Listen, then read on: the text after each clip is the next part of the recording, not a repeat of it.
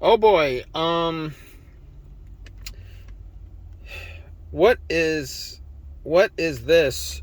C1445 vehicle driven with steering angle sensor not initialized.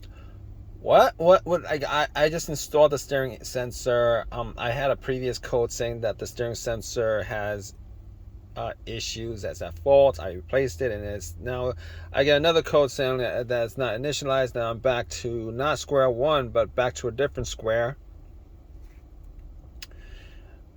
Um, Now this is a non-OEM sensor on a 2010 Prius. I am hoping that I don't need to get another steering sensor directly from Toyota, because that's kind of gonna be expensive, and oh, what a headache with this.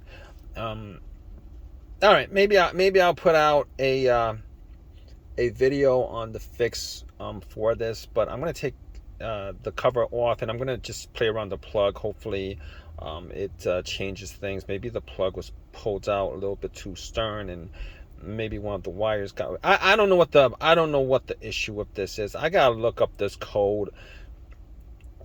I reset the steering sensor already, and it disappeared for a little bit. The traction light disappeared for a little bit.